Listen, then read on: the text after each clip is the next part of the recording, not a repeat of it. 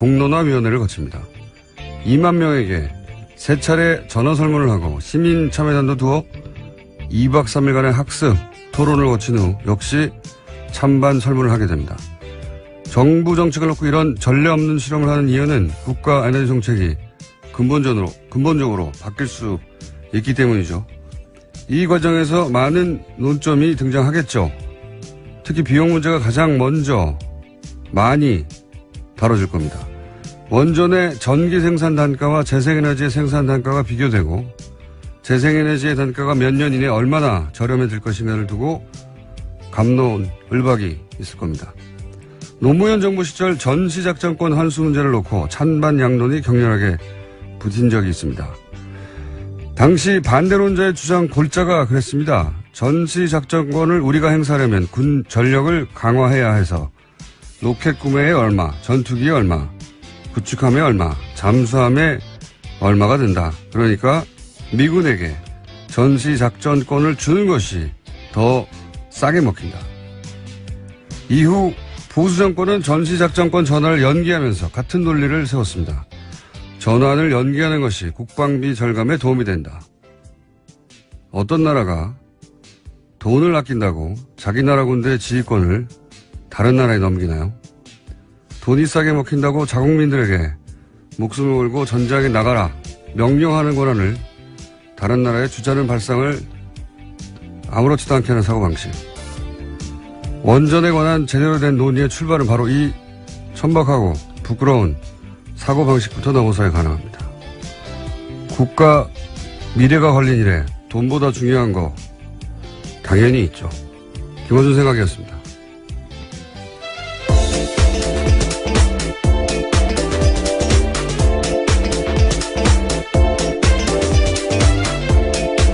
시사인의 김은지입니다. 목소리가 월요일 목소리가 아닌데요? 어떤 의미신가요? 목소리가 맑아요. 맑다니 감사합니다. 네. 그래도 크게 맑지는 않습니다. 네, 동의합니다. 자, 시사인의 네? 김은지 기자 했나요? 네, 했습니다. 제가 맑지가 않습니다. 정신이. 자, 첫 번째 뉴스는요? 네, 오늘 이재용 삼성전자 부회장의 재판이 마무리됩니다. 지난 2월 28일 재판에 넘겨진 이재용 부회장의 결심 공판이 오늘 오후 2시에 열리는 건데요. 먼저 특검이 구형을 통해 형량을 제시하게 됩니다. 이어서 변호인단이 최종 변론을 하고 이재용 부회장 등 피고인들이 최후 진술을 합니다. 최근 대법원 규칙 개정이 바뀌어서요. 주요 사건 1심, 2심 선고 생중계 가능해졌는데요. 이달 말로 예정된 이 부회장의 선고가 중계될지 여부도 관심을 갖고 있습니다. 한 5개월 걸렸네요. 5개월 걸렸고, 예. 결심 공판이라는 게 이제 재판이 완전히 끝나는 게 아니라, 공방은 끝이 나는 거죠, 이제. 네, 이제 선고만 남은 상태입니다. 네. 그래서 이제 여기서는 구형을 하는 거죠. 예. 네, 검찰이 봤을 때 얼마 정도, 그러니까 지금은 예. 특검이죠. 특검이 형량을 제시하게 되는 겁니다. 검찰의 주장을 먼저 하고, 예. 그리고 나서 통상 한 2주 정도 있다가 재판부가 선고를 하겠죠. 예, 검찰이 뭐 10년을 요구했는데, 판사가 생각하기에는 5년이다. 뭐 이런 식의. 그러니까 오늘 아마 2시 이후에 나오는 형량은 그걸 보고 이제 뭐 5년이든 몇 년이 구형이 되면 5년을 사는구나 생각하실 수 있는데 그건 아니다. 예, 검찰의 주장, 그러니까 특검 쪽의 주장인 거죠. 네. 판단이라고 볼 수 있습니다. 그래서 이제 구형과 선고가 다른데 뭐 여전히 헷갈리는 경우가 많습니다. 오늘은 이제 구형만, 검찰의 주장만 있는 날입니다. 이 부분은 저희가 잠시 후에 주진희 기자 연결해서, 주진희 기자가 삼성 사실 전문이었거든요. 오랫동안. 전문도 많아요. 삼성 전문 기자로 10년 이상 살았기 때문에 잠시 후 연결해서 미니 한번 해보겠습니다. 자, 관련한 뉴스들이 좀 있습니까? 네, 지난주 금요일 이재용 부회장 재판에서 특검팀이 박근혜 전 대통령 조서 일부를 공개했습니다. 검사가 2015년 7월 25일 두 번째 녹대에서 이재용 부회장에게 승마협회 운영을 잘못하고 있다고 질책했냐고 박근혜 전 대통령에게 물었자 박 전 대통령 대답은 이렇습니다. 어이가 없다. 내가 어떻게 질책을 하냐라고 답했다라는 건데요. 질책하지 않았다라는 진술을 한 겁니다. 뿐만 아니라 박근혜 전 대통령은 제가 제의해서 삼성이 승마협회를 맡았는데 고맙게 생각해야 하지 않겠냐라고 되묻기도 했다라는 건데요. 이 진술은 이재용 부회장이 지난주에 재판에서 박근혜 전 대통령이 크게 질책해서 매우 당황했고 이후 승마 지원을 챙겼다라는 취지의 내용과는 상반되는 내용입니다. 박근혜 전 대통령은 이제 본인이 압박을 가해서 대가를 얻어낸 게 아니고 스포츠 진흥을 위해서 자연스러운 정책적 판단 이런 걸 했다는 말이고 이제 삼성 쪽에서는 대통령의 압박 때문에 돈을 줬기 때문에 뇌물이 아니다. 예. 이런 이야기를 하는 거죠. 상반된 주장이 있고 이 결론은 대략 2주 후에 납니다. 2주. 예. 네, 구속 만기가 27일이어서요. 네. 그 전에 날 것으로 보입니다. 뭐 대략 한 24, 5일 되지 않을까 싶은데 2주 후에나 결론이 납니다. 1심 결론이죠 물론. 자, 다음 뉴스는요. 네, 국가정보원 적폐청산 TF 관련된 소식도 계속 전해드리고 있습니다. 이와 관련해서 또 뉴스가 나왔는데요. 2009년에서 2012년 당시 국정원이 민간인으로 구성된 사이버 외곽팀 구성했다라는 건 전해드린 바가 있습니다. 그런데 별도로 그 밖에요. 온라인 여론조작팀을 운영한 사실이 파악돼서 조사 중이라는 겁니다. 그러니까 이미 드러난 사이버 외곽팀 30개는 국정원 전체 여론조작 조직의 일부에 불과하다라는 겁니다. 제가 그렇지 않습니까? 네. 다가 아닐 것이다. 예, 적폐청산 TF 들어가시는 것도 방법이실 것 같습니다. 여기에 지난번에 이제 윤 목사 실제 밝혀져서 구속이 된 윤 목사 같은 경우는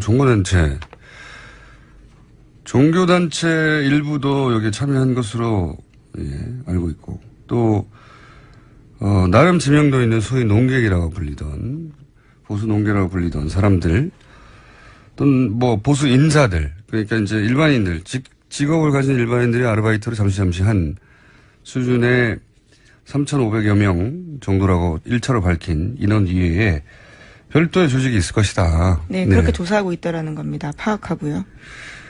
그때 당시 이제 보면은 온라인에서 이런 그러니까 포털이나 대형 커뮤니티에 글을 쓰는 조직들 말고 또 트위터에서나 SNS 뭐 페이스북 가능한 모든 온라인 공간에서 이런 활동이 있었거든요.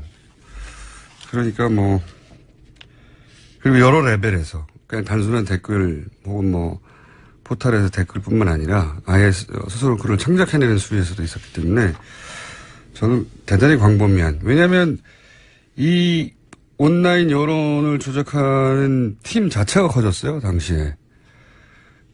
처음에 심리 전단에서 출발해서. 네, 그렇죠. 심리 전단이 아니라 국으로 바뀌고, 인념도 바뀌고, 관리 조직 자체도 그렇게 어마어마하게 커졌는데, 당연히 훨씬 더 큰 조직이 있었을 거라고 봅니다. 네. 네, 그래서 국정원 댓글팀도요, 그 당시에 특별수사 하면서 2013년에 국정원 메인 서버 압수수색 영장 받아서 갔었는데, 국정원의 거부로 서버 확보에 실패한 바가 있습니다. 그런데 이번에는 적폐청산 TF가 이 메인 서버를 분석해서 조사하고 있기 때문에요. 관련해서 검찰로 넘어갈 수도 있다라고 보고 있습니다. 메인 서버에는 다 남아 있겠는가 뭐 그런 생각도 듭니다. 예. 일부 있겠지만 여하간 여태까지 밝혀진 바로는 별도의 조직이 더 있다. 예. 또 관련 뉴스가 있나요? 네, 또 이렇게 사람들이 많은데 왜 이제까지 안 드러났을까에 대한 의문들을 가지실 수 있을 텐데요. 관련한 보도들이 또 있습니다. 국정원은 사이버 외곽팀에 참여한 민간인들에게 개별적으로 보안 서약서 받았다라고 합니다. 또 민간인들끼리 다른 팀의 존재를 알지 못하도록 국정원 직원이 이들을 점조직으로 관리했다라고 합니다. 간첩이죠, 간첩. 자국민을 상대로 한 여론 조작하는 간첩. 그렇게 저는 보입니다, 사실은. 예. 그리고 이제 예산도 보면 3,500명 얘기하면서 한 달에 2억 5천 이런 식으로 얘기했는데 이 국정원장의 최대 관심사 중에 하나였단 말이죠. 네. 이 일을 해서 다시 정권을 뺏기지 말고 유지해야 한다는 그런 목적하에 했는데 한 달에 2억 5천이라는 건 껌값입니다. 껌값. 정말 국정원의 방대한 조직 어마어마한 예산에 비하자면 국정원 최대 관심사에 이 정도밖에 돈을 안 썼다는 건 뭐 도저히 저는 3,500명이 전부가 아닐 거라고 생각이 들고 그리고 이제 보안 서약서를 받아가지고 소위 제가 했어요 라고 손들고 나온 사람이 없었다는 거죠 과거에. 네, 처벌받거나 혹은 뭐 문제 제기를 할 수 없도록 만들었다라고 하는 것으로 보이는데요. 근데 이제 실제 이렇게 일한 사람들이 나와서 내가 누구로부터 어떤 식으로 지시를 받았고 어떤 활동을 하였다 말단에서 그런 사람을 사실 찾아야 되는데 좋은 방법이 있어요. 예. 이 포상금을 거는 겁니다. 누구에 대한? 나와서 내가 보안사역서를 쓰고 그런 아르바이트를 했다는 사람한테 면책을 주고 포상금도 1억 이상 줘요. 예. 1억 이상. 아주 크게 걸어서 수많은 사람들이 자진해서 나올 거라고 봅니다. 이게 이제 그 민간에서 왜 댓글 가지고 크게 소송이 걸린 적 있지 않습니까? 네, 지금도 하고 있죠. 예, 모 강사가 라이벌. 네, 사교육 시장에서는 꽤 큰 이슈입니다. 예, 라이벌 업체에서 대규모 댓글 단을 돌렸는데 잡을 수가 없잖아요. 이게 국정원이 꼭 해서 잡을 수가 없는 게 아니라 아이디를 추적하고 하는 게 되게 굉장히 어렵단 말이죠. PC방에서 하고 그러면. 그래서 억대 포상금을 걸었더니 나타났어요. 그래서 가지고 있는 모든 정보를 그런 일이 있거든요. 네. 여기서는 여기 역시 가능하다고 봅니다. 참조해 주십시오. TF팀. 자, 또 있습니까? 다른 뉴스가? 네, 이명박 전 대통령 쪽 반응에 대한 뉴스도 있는데요. 공식 반응을 내놓진 않았지만 측근들이 정치보복이라면서 반발하고 있다라는 겁니다. 이명박 전 대통령 쪽 한 인사는 대응할 가치조차 없다. 국정원이 그렇게 할 일이 없냐라는 불쾌감을 감추지 못했다라고 하고요. 댓글팀이 없었다는 겁니까? 대응할 가치가 없었다라고 하는 것 봐서는요. 거기에 대한 대답은 하지 않은 것으로 보입니다. 국정원 그렇게 할 일이 없냐. 국정원 그렇게 할 일이 없냐는 얘기가 댓글팀이 없었다는 반응처럼 보여지는데. 네, 뿐만 아니라 예. 친이계 인사들도 정치와 절연하겠다라는 국정원이 여론몰이 공작에 나섰다라면서 반발하고 있습니다. 그러면서 끊임없이 과거 정부의 일을 들춰내는 것이야말로 적폐의 악순환이다. 이렇게 목소리를 높이고 있다고 합니다. 네. 목소리를 높이시죠. 네. 떨고 있겠죠. 자, 이런 반응은 나올 수 있는데 반응의 설득력을 갖기는 어려울 것 같습니다. 자, 다음 뉴스는요? 네, 어제 유엔 안전보장이사의 긴급회의가 열렸습니다. 유엔이 북한에 대한 강도 높은 제재안을 다시 내놓은 건데요. 북한의 주력 수출품인 석탄과 철광석 등 주요 광물과 수산물의 수출이 전면 금지됐습니다. 또 북한의 연간 수출액의 3분의 1에 해당하는 자금 차단 효과가 있을 것으로 보이는데요. 다만 애초 예상됐던 대북 원유 수출 금지 조항은 중국과 러시아의 반대로 빠졌습니다. 원유 수출 금지까지 해버리면 사실 북한을 완전히 고립해서 붕괴시키겠다는 거죠. 북한 붕괴는 중국과 러시아가 원하지 않습니다. 네. 기본적으로. 어마어마한 난민이 1,000만 명 단위로 발생할 수도 있고, 그리고 그 지역에서의 권력 공백, 권력 공백이 불안정해지면 국지전도 있을 수 있고, 미국이야 저 멀리 떨어져 있는 태평양 건너 땅이지만 중국 러시아는 다 연결돼 있잖아요. 예. 게다가 이제 한반도에서의 미국의 영향력이 더 확대되고 한반도를 미국의 영향력 아래에 다 들어가게 하는 걸 원치 않죠. 중국 러시아는. 그래서 뭐 북한에 대해서 원유 수출까지 금지하는 건 앞으로도 없을 것 같습니다. 네. 자, 여기까지 하고요. 또 민의가 있기 때문에 한두 개 정도만 할게요. 네. 네, 국민의당 당대표 출마 선언한 당권주자 3명이요. 어제 잇따라 기자회견 열었습니다. 안철수 전 대표의 출마 정당성 여부를 놓고 설전을 벌인 건데요. 먼저 안철수 전 대표는 이렇게 말했습니다. 심장이 정지돼 쓰러진 환자는 전기 충격을 줘야 살아난다. 당이 들썩들썩하고 있는데 다시 살아나는 계기가 될 것이다. 라고 이야기했습니다. 또 독배를 마시는 심정으로 출마했다면서 자신은 당과 운명을 같이 하겠다라고도 밝혔는데요. 이에 대해서 천정배 전 대표와 정동영 의원이 비판했습니다. 천정배 전 대표 같은 경우에는요. 누울 자리를 구분하지 못하는 몰상식한 몰염치한 출마다라고 비판을 했습니다. 뿐만 아니라 대선에서 패배한 후보가 다시 들어간다는 것은 구태 중의 구태다라는 이야기도 했습니다. 정동영 의원 같은 경우에는 지난 1년 6개월간 사당하의 그늘에서 지지율 성적표가 5%가 되었다면서 이런 지도력으로 1, 2년 더 당을 이끈다고 하는 것은 소멸로 간다. 이렇게 비판했습니다. 당대표 자리를 놓고 이제 다투는 분들이니까, 예, 이런 반응들이 격하게 오가는 거죠. 예. 전기 충격을 줘야 살아난다. 본인이 전기인 거죠. 뭐 지금의 비유로 보면 그렇습니다. 예, 본인이 전기 장어 정도 되는. 네, 환자는 지금 국민의당을 뜻하는 거고요. 예. 전기맨 선언이네요. 예. 안철수 전 대표 정치인이 다 됐어요. 예. 원래 이제 제가 오랫동안 만나본 정치인들이 다른 직업군과 가장 큰 결정적인 차이점이 뭐냐면 어떤 불리한 상황도 자기 합리화를 한다는 거거든요. 예. 그게 안 되면 정치를 못 해요. 사실은. 굉장히 특별한 정신세계를 가진 분이죠. 태양이 자기 중심으로 도는 거거든요.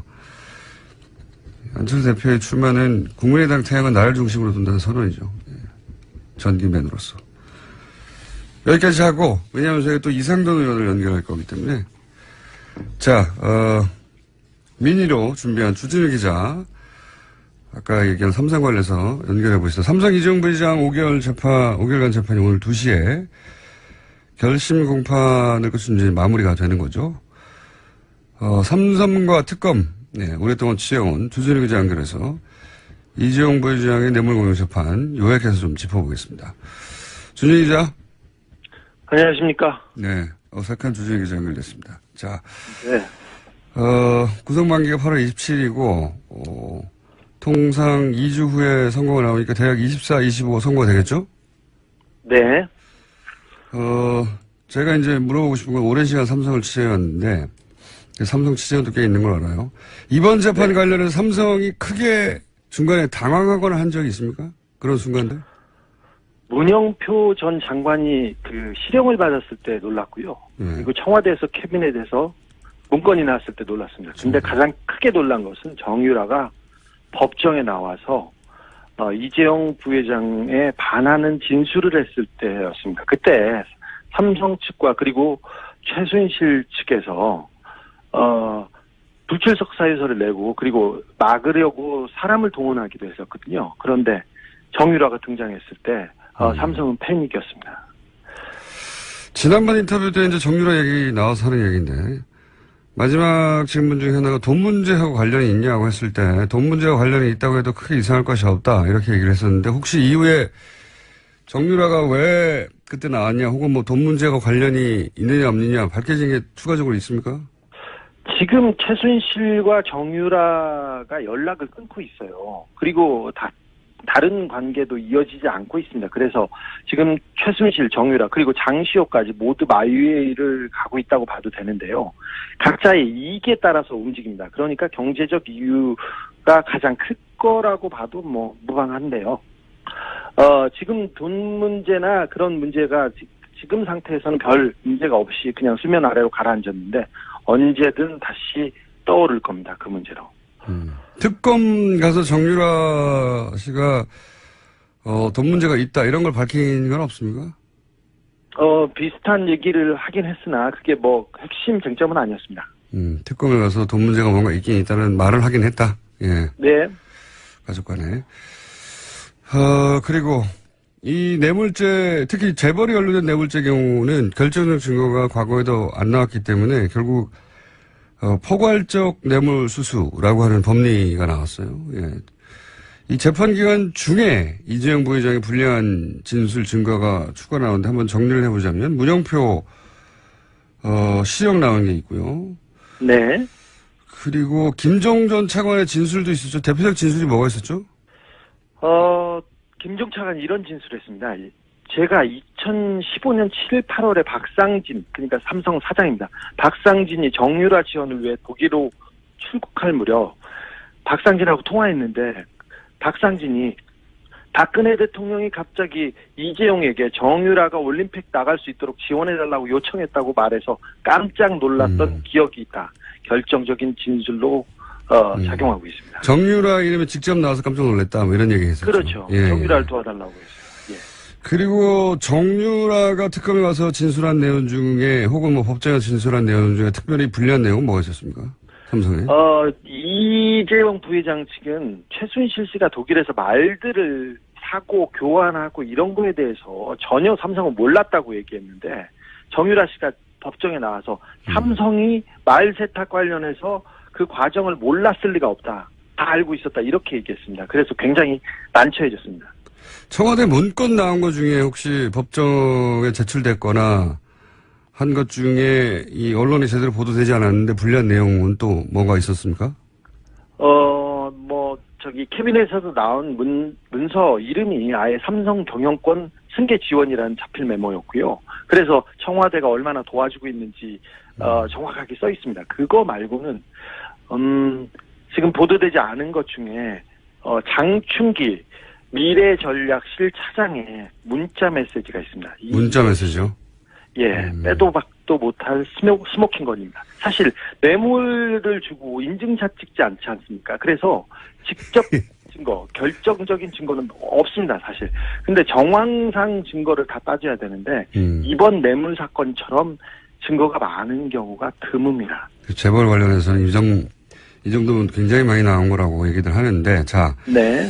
지금 이제 장충기 전 사장 핸드폰 문자 얘기했는데, 장충기 전 사장 핸드폰 문자 관련 보도가 있긴 있었는데, 구체적인 문자가 내용이 뭔지는 자세히 보도된 적이 없어요. 근데 네. 그 부분을 한번 핸드폰 문자 내용 파악이 돼 있는 것 같으니까 물어보자면, 우선 장충기 사장 역할부터 여쭤보죠. 장충기 사장은 삼성에서 어떤 역할을 했습니까? 장충기 사장은 미래전략실의 사장급 임원이었는데, 정보와 대관, 그러니까, 정부 부서를 관리하는 그런 업무를 했습니다. 민관 할 때 대관. 그렇습니다. 네. 정보와 정부를 담당했었다. 예. 네. 자, 그러면 이 장충기 사장 핸드폰에서 아마 특검 수사 과정에서 밝혀진 것 같은데, 장충기 사장 핸드폰에서 나온 문자들이 어떤 게 있습니까? 좀 구체적으로 짚어보자면? 이재용 부회장과 박근혜 대통령의 독대 관련된 내용이 있는데, 청와대 내부자가 이렇게 문자를 보냅니다. 청와대 내부자 누굽니까? 지금 지금 그 내부자는 밝혀지지 않았는데, 비서실 혹은 민정실의 최고위급 인사로 생각됩니다. 이렇게 문자를 보냅니다. 장 선배님, 불쑥 죄송합니다. 오늘 11시 BH 회동 관련해 참고하세요. 그렇게 해서 문자를 쭉 보냅니다.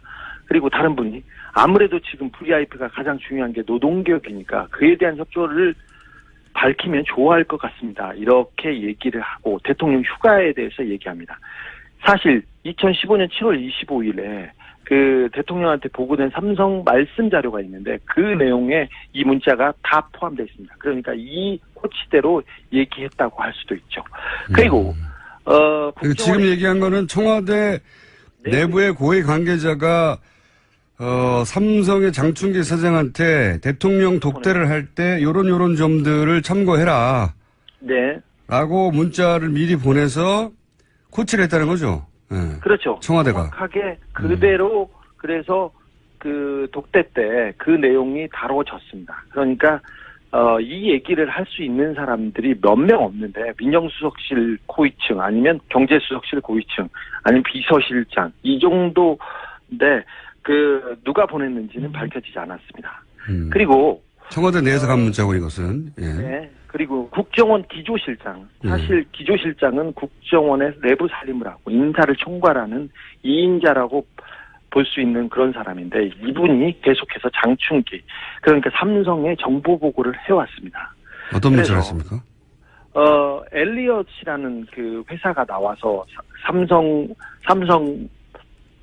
삼성의 합병에 걸림돌이 됐을 때 이렇게 보냅니다. 이현수입니다. 엘리엇은 1977년에 어디에서 시작됐고 자산이 어느 정도 됩니다. 그래서 한국은행 홍콩에서 관리하고 있는 내부 상황은 철저하게 통제되어 있는데 제가 더 알아보고 자세한 것은 나중에 보고하겠습니다. 이런 문자를 보냅니다. 또 이런 문자도 보냅니다. 복 많이 받으셨습니까? 지난해에는 사장님의 회사의 지원으로 우리나라가 안정되었지 않았나 생각합니다. 감사드립니다. 또한 자료는 아주 유용하게 활용되고 있습니다. 이 또한 감사합니다. 올해도 변함없이 이렇게 하면서 이현수 배상 이렇게 올립니다.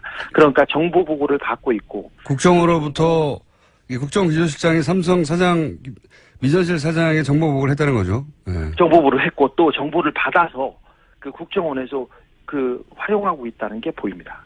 그리고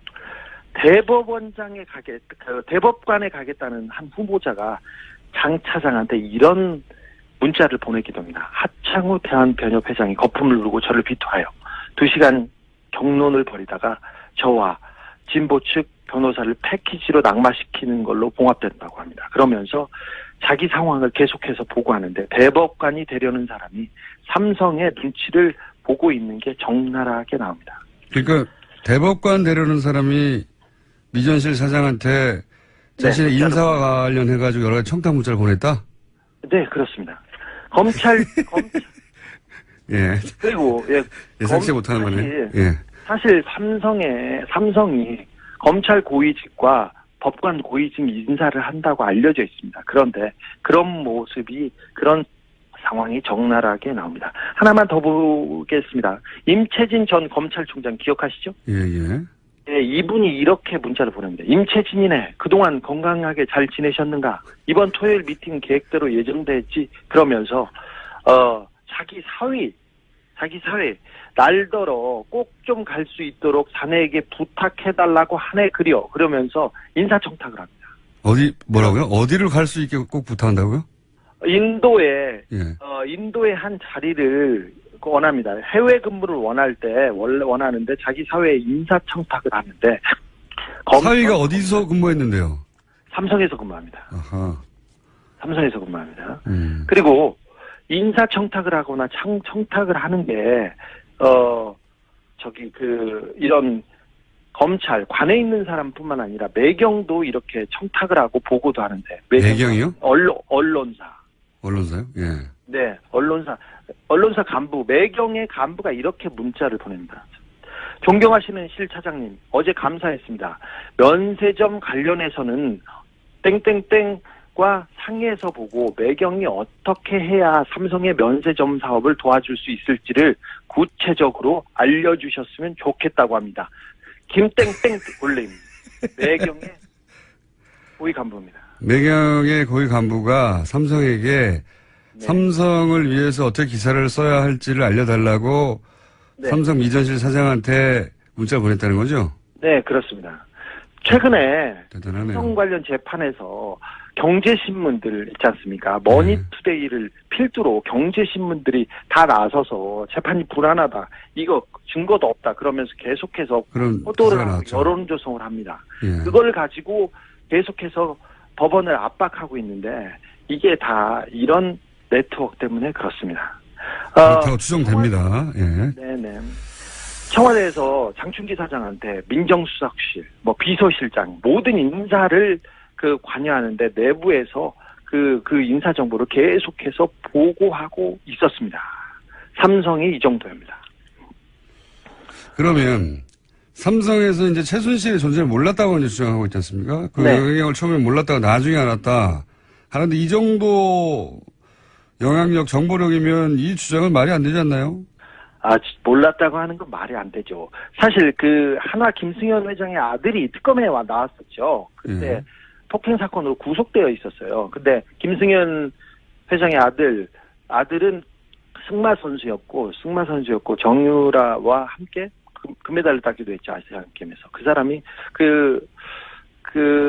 아들이 특검에 불려와가지고 초밥이 먹고 싶다고 해서 초밥을 한 개 사줬습니다. 그러니까 그걸 먹고 최순실이 실세라는 것은 당시에 말똥 치우는 파키스탄 노동자들도 다 한다 이런 얘기도 했어요.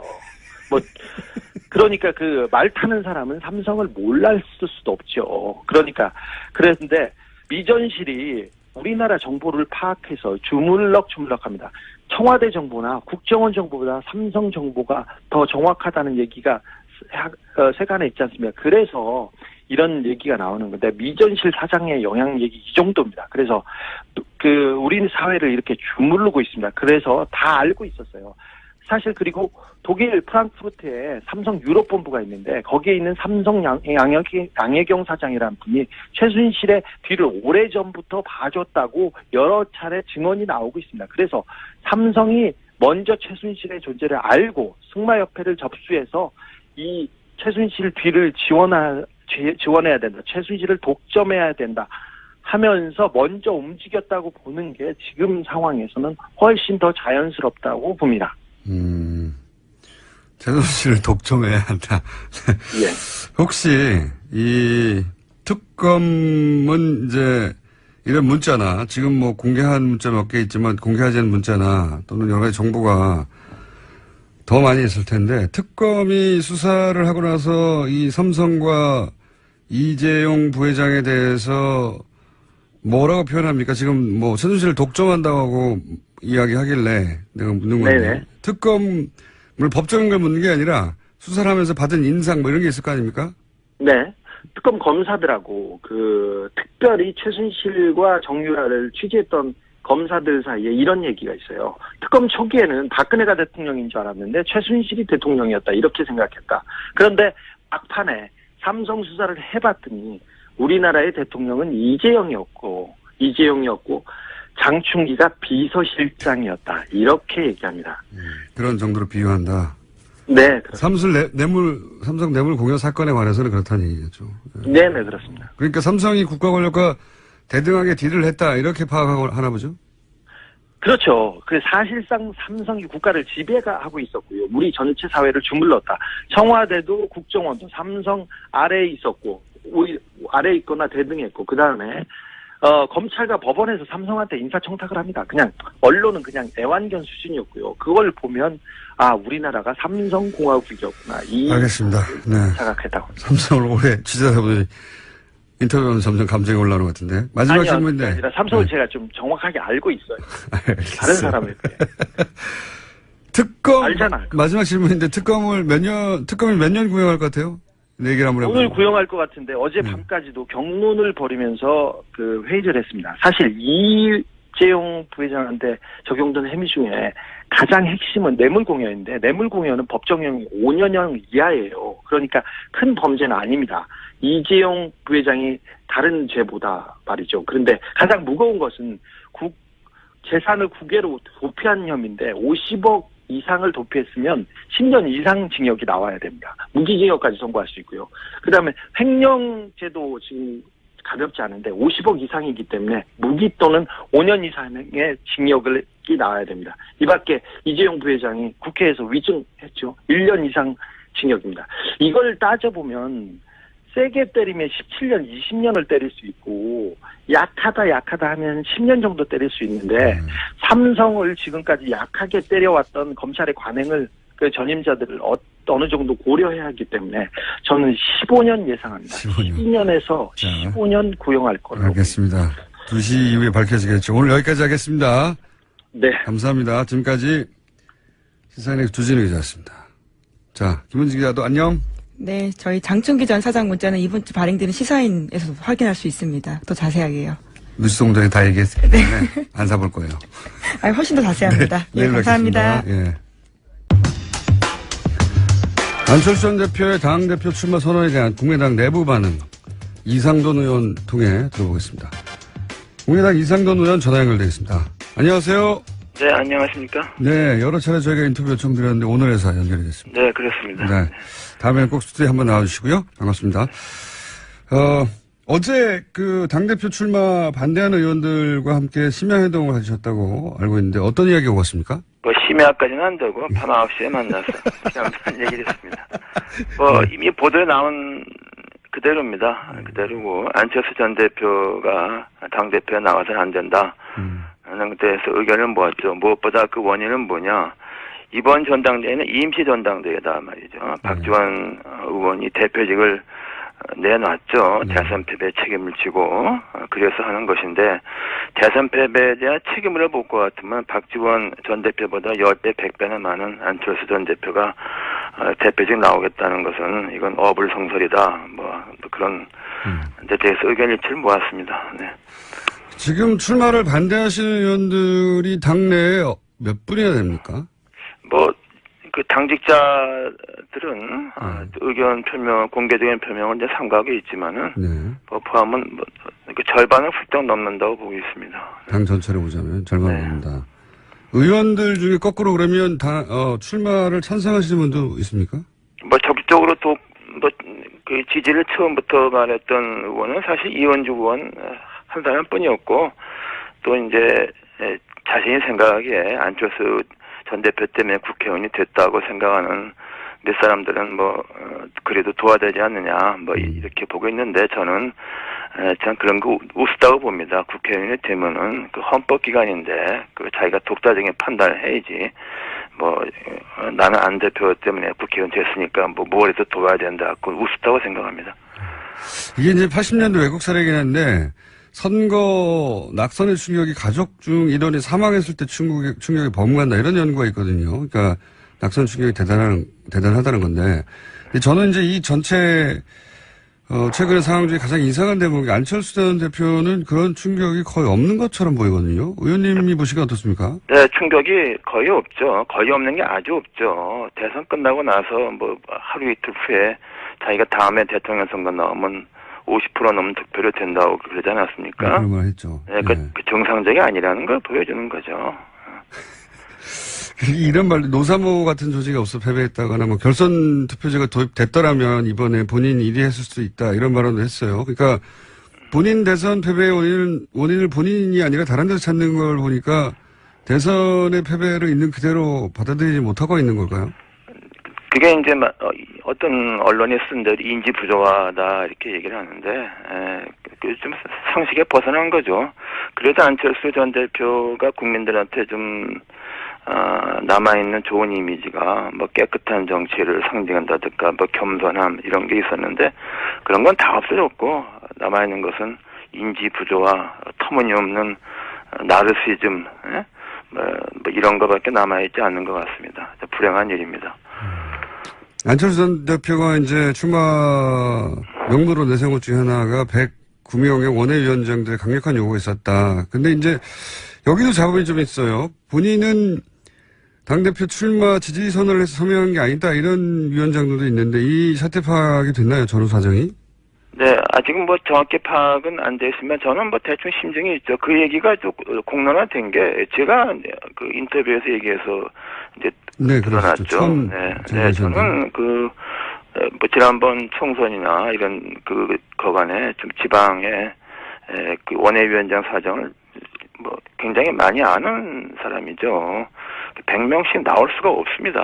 그리고 저도 뭐 확실하지만 대충 뭐 심증 가는 부분이 있죠. 그리고 어떻게 심증이 가십니까? 왜? 대표가 뭐 이제 그거는 허수다. 뭐 이렇게 좀 공개적으로 반박을 했죠. 네. 심증이 가신다는 거는 그러니까 서명을 하긴 했는데 당대표 출마하라고 서명한 게 아니라는 겁니까? 아니면 서명까지 한 건 아니고 뭐 동의를 했다고 그러는데 그 동의도 정확한 것 같지 않고 그 109명의 명단을 발표해야 되지 않습니까? 못하고 있지 않습니까? 그리고 109명의 숫자가 나올 수가 없습니다. 숫자도 과장이고 명단도 없다. 그러니까 뭐 그 제보 조작 사건이 재판이죠. 그 정도까지 보시는 거군요. 그러니까 109명이나 숫자도 불려졌고 서명도 없었고 명단도 없다. 명단을 발표하지 못하고 있지 않습니까? 뭐 정치하는 사람이 자기 이름을 들었냐고 의견을 내죠. 네. 그렇죠. 원외위원장 3명 정도. 네, 원외위원장도 정치인 아닙니까? 네. 그렇죠. 국회의원이 되려고 하는 분들인데요. 그렇죠. 동교동계는 어떻습니까? 처음에 탈당하겠다고 했다가 잘못은 안철수 전 대표가 했으니 자신들이 탈당할 게 아니라 출당시키겠다 이런 발언이 보도됐었는데 이게 출당이 가능한 겁니까? 당구상? 당원 당에서는 출당은 어렵다고 봐야죠. 그 상징적인 그런 의지를 표명한 거다. 상징성이 있다는 것이죠. 그 정도로 격앙돼 있다. 무엇보다도 이번 대세의 패배를 국민의당이 호남당이기 때문에 패배했다. 뭐 이런 얘기가 나오고 있지 않습니까요? 제가 보기에는 안철수 전 대표가 그나마 대통령 선거 나가게 된 것은 그 박지원 전 대표 때문이죠. 1년 동안 박지원 전 대표가 안 대표를 전폭적으로 밀어서 대선까지 간 거 아닙니까? 이건 어떻습니까?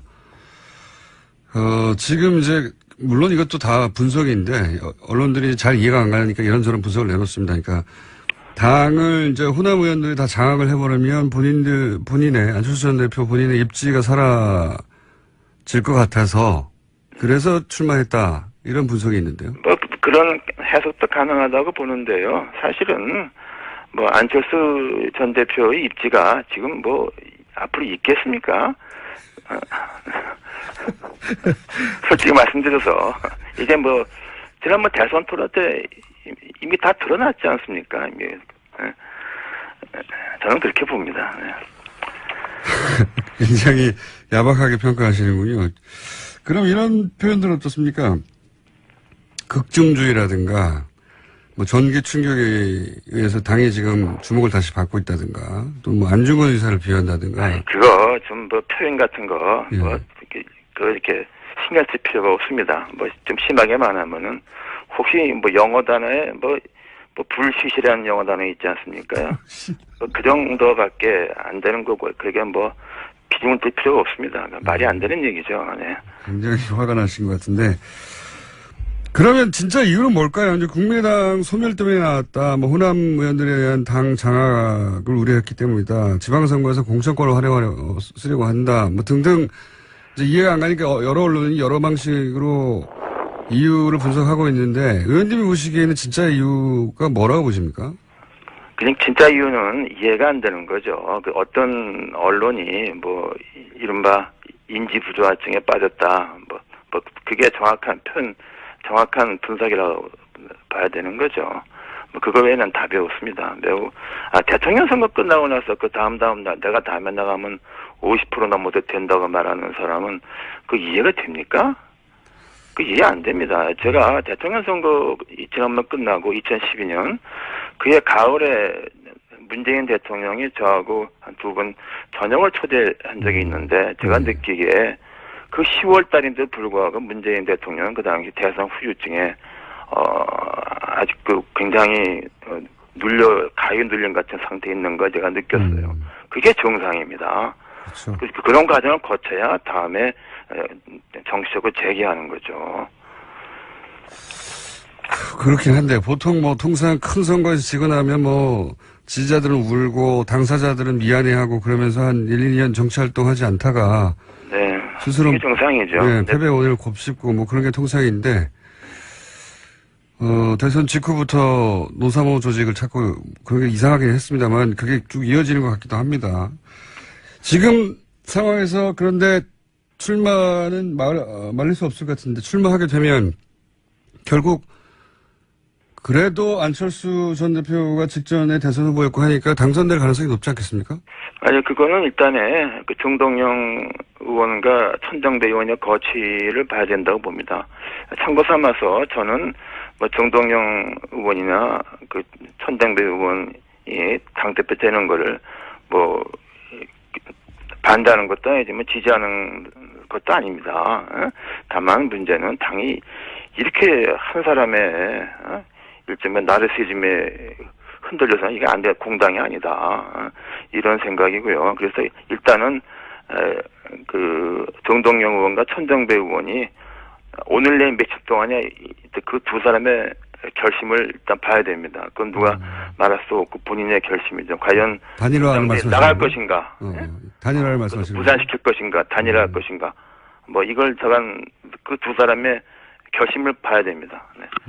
그 말씀은 그러면 두 분 중에 한 사람으로 단일화되면 안철수 전 대표하고 대결구도가 섰을 때 그 단일화된 혹은 뭐 남은 한 사람을 지지 선언할 수도 있다 이런 말씀이시네요? 아니 저는 뭐 지지 선언 저 개인은 뭐 지지 선언을 떠나서 전 기본적으로 당이 이렇게 해서는 안 된다. 헌법기관이 국회의원 헌법기관인데 40명이 있는 그 집단이 이런 게 도대체 이게 상식에 어긋나는 일이죠. 저는 그래서 원칙적인 입장에서 말씀드리는 건 이제 말하는 겁니다. 지지 선언까지는 아니더라도 누군가를 지지한다기보다는 안철수 전 대표 당선은 안 된다는 낙마 선언을 하시는 건가요? 그러니까 말하자면? 낙마 선언 반대 선언이죠. 선언. 반대죠. 그래서는 안 된다. 그리고 이 모든 책임 있는 사람이 뭐 의사로 나서는 거죠. 그건 얘기가 안 되죠. 그런 소위 이제 낙마 선언 혹은 뭐 반대 선언을 할 의원분들이 당내에 많습니까? 아니 그런 게 지금 말씀드렸잖아요. 거기 인식을 같이 하고 있는 분이 절반 이상이 된다. 절반 이상입니다. 다만 이제 지금 주요 당직을 맡고 있기 때문에 공개적인 말은 삼가고 있는 것이죠. 네. 의원님이 직접 출마하시는 건 어떻습니까? 글쎄요, 저는 뭐 그건 생각해 본 적이 없습니다. 그 뭐 도와주시겠어요? 그건 무슨 그런 제가 엄청난 말씀을 저한테 하시네요. 의원님 출마하시면 굉장히 신선할 것 같은데. 네. 글쎄요, 뭐 되게 신선할 것 같지 않은데요. 저도 뭐 오늘 여기까지 하고요. 저희가 다음에 스튜디오 직접 모시겠습니다. 오늘 말씀 감사합니다. 네, 감사합니다. 네. 지금까지 국민의당 이상돈 의원이었습니다. 파리 부동산 대책이 발표된 후 첫 번째 주말이 지났습니다. 시장 반응 어떤지 한번 알아보겠습니다. 한국공인중개사협회 고문을 역임한 송실사이버대 부동산학과 김학환 교수 전화 연결됐습니다. 안녕하세요, 교수님. 네, 안녕하세요. 네. 목소리가 아주 좋으십니다. 네. 이 대책 내용이 상당히 강하다라고 하는 언론 보도들이 있는데 우선 주요 내용이 뭔지 그리고 얼마나 강력한지 한번 여쭤보겠습니다. 우선 주요 내용이 뭡니까? 우선 뭐 세제, 금융, 청약제도, 또 주택 공급, 불법행위, 단속 등을 아주 망라한 이런 이제 종합 대책이라고 볼 수 있는데요. 말씀하신 대로 그 대책 내용이 이제 상당히 강력합니다. 서울 전 지역하고 경기 과천 또 세종시를 투기 과열지구로 지정했고요. 강남 4구 등 서울 11개 구를 투기 지역으로 묶었습니다. 또 거기다가 다주택자에 대한 양도소득세하고 금융 규제를 강화했고요. 또 주택가격의 이상 과열의 진원지가 됐던 재건축은 물론이고 또 그동안의 대책에서 빠져있던 재개발 또 지방의 분양권, 오피스텔에 대해서까지 전매 제한을 하는 이런 강력한 규제 내용이라고 볼 수 있습니다. 이게 얼마나 강력한지 사실 이 업계에 있지 않은 좀 피부에 와닿지가 않은데 좀 예를 하나만 들어봐 주십시오. 이게 얼마나 강력하다. 네네. 우선 이 대책이 나오니까요. 현장 분위기에서는 특히 중개업계 쪽에서는 이게 핵폭탄급이다. 이제 보통 이런 표현을 하고 있습니다. 그래서 대책이 적용되는 지역의 경우에는 바로 이제 뭐 급매물이 3억 원 이하로 이렇게 내린 급매물까지 이렇게 출하되는 등 아주 그 시장 분위기가 냉각되고 있고요. 또 이로 인해서 잘못하면은 거래 절벽 현상도 발생하는 게 아닌가 이렇게 우려를 하고 있습니다. 공인중개사협회에 공을 하셨으니까 공인중개사들 반응을 많이 들어보셨을 것 같은데 핵폭탄이다. 그런 표현 말고 또 다른 반응은 없습니까? 지금까지 나왔던 대책 중에서 가장 그 강력한 이런 그 대책이다. 이런 이제 생각이고요. 그리고 또 이제 여기에 공인중개사들 입장에서는 이제 아무래도 뭐 시장이 냉각되고 거래가 침체되면 영업에 타격을 받는 건 당연한데요. 또 하나 이제 그 대책 내용 중에 보면은 이제 부동산 불법행위 단속을 위한 특별 사법경찰 제도를 도입하겠다. 뭐 단속 행정의 실효성을 강화하겠다. 또 이제 합동 점검반을 구성해가지고 현장 점검을 좀 높이겠다. 뭐 이렇게 이제 내용이 있는데요. 이런 부분에 대해서는 마치 이게 공인중개사들이 그 투기를 조장한 세력인 양 이렇게 취급하는 것이 아닌가 하는 겁니다. 그래서 여기에 대해서도 좀 매우 불쾌하다는 이런 입장을 가지고 있습니다. 중개업자들이 그런 반응을 보인다는 건 물론 뭐 중개업자들은 먹고 사는 문제니까 본인들이 먹고 사는 문제에 타격이 오니까 이제 불만이 많을 수 있는데 그렇다면 이 정책이 제대로 된 방향으로 가는 거다 이렇게 일반인들 입장에서 보면 됩니까? 어떻습니까? 그렇습니다. 물론 이제 공인중개사들 입장하고 이제 또 정부의 또 입장하고는 이제 다를 수가 있는 거고요. 그런데 어쨌든 간에 지금 박근혜 정부에서는 그 부동산에 대한 계속적인 규제 완화로 인해 가지고 주택 가격이 이렇게 상승했고요. 또 가계대출이 증가했죠. 그래서 이제 좀 후반에는 원래 처음에 규제 완화 및 부양 쪽이었다가 이제 관리 쪽으로 좀 방향이 이렇게 전환되기는 했는데요. 그럼에도 불구하고 박 정부에서도 이제 11.3 대책을 내놨는데도 불구하고 주택 시장이 이제 계속 과열 양상을 빚었습니다. 사실은 이거 어떤 정권이 변경되는 차원에서 달리 취급할 문제가 아니고 좀 주택 시장을 안정화시켜야 된다는 측면에서는 좀 불가피한 측면이 있는 이런 대책이라고 이렇게 볼 수가 있는 거거든요. 그러면 교수님은 이 대책 이 정책 발표로 부동산 시장이 소위 안정될까요? 안정된다는 게 이제 집값이 좀 잡히고 그렇죠. 그리고 이제 불필요하게 투기의 목적으로 주택을 많이 소유하고 있는 사람들이 매물을 내놓고 뭐 이렇게 돼야 되는 건데. 네네네. 전망은 어떻습니까? 이제 아무래도 뭐 이번 대책에서 이제 정부도 밝혔듯이요. 이제 집을 거주 공간이 아니라서 이제 어떤 투기 수단으로 전락시키는 일은 용납하지 않겠다 하는 이런 이제 의지를 강력하게 표명한 건데요. 여기에 이제 호응해가지고 금융기관에서도 또 다주택자들에 대한 대출 제한 등의 조치를 취해가지고 이제 정부 정책에 호응하고 있지 않습니까? 네. 이렇게 되면 이제 아무래도 뭐 대출 받아가지고 단기적으로 이제 분양권 투자를 했다라든지 또 갭 투자를 했다라든지 이런 사람들이 좀 어려움을 겪을 거고요. 또 다주택자들의 급매물이 이제 출회될 수밖에 없고요. 또 재건축 시장의 과열도 어느 정도는 진정될 것으로 봅니다. 따라서 이렇게 되면 이제 주택시장 전반적으로 이제 주택가격 하락 요인으로 작용하게 될 거고요. 결국은 주택시장이 이제 안정화될 것으로 저는 전망하고 있습니다. 그러니까 이제 그 업계나 시장에서 불만을 가진 거하고는 또 별개로 정부 정책이 국민 일반을 위해서는 성공하는 방향으로 정책 방향이 잘 잡혔다. 이렇게 이제 일단 평가를 하시는 거군요. 예. 네네. 그런데 보면 과거 정권에도 그랬는데, 네. 항상 정부 정책이 나오면 잠시 이제 숨을 고르고 관망하다가 결국은 업자들이 혹은 뭐 시장이 정부 정책을 이기는 경우가 많았지 않습니까? 살 길을 찾아내서. 네. 이번에는 그런 틈이, 예. 네. 물론 뭐 그동안에 보면 이제 많은 사실은 냉탕과 온탕의 부동산 대책이 있었죠. 여러 번. 그래서 이제 그것 때문에 사실 이제 어떤 정도 학습 효과가 된 것도 사실입니다. 예. 그래서 이제 이번에도 역시 뭐냐면은 좀 버티면 그러니까요. 앞으로 이제 또 정권이 바뀌게 되면은 부동산 정책도 이제 달라지지 않을까 이렇게 이제 많이들 생각을 할 그러니까 겁니다. 5년간 안 팔면 되는 거 아니냐 뭐 이런 식의. 그렇죠. 버티면. 예. 그런데 사실은 아까도 말씀드렸듯이 이번 그 부동산 규제는 어떻게 보면은 정권 교체 여부에 따라서 방치될 그런 차원의 문제는 저는 아니라고 봅니다. 왜냐하면 가계부채가 1,400조에 육박하는 심각한 수준이고요. 또 이제 재건축 등으로 인해서 정말 주택가격이 급등해가지고 어떻게 보면 주택시장이 좀 비정상적으로 과열됐다고 볼 수가 있습니다.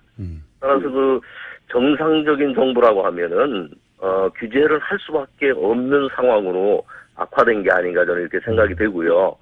또 이제 전국의 그 주택 평균 매매 가격을 보면은 1년 전에 2억 4,600만 원 수준인데요. 2억 5,100만 원으로 또 서울 같은 경우는 4억 6,900에서 4억 8,100만 원이 됐습니다.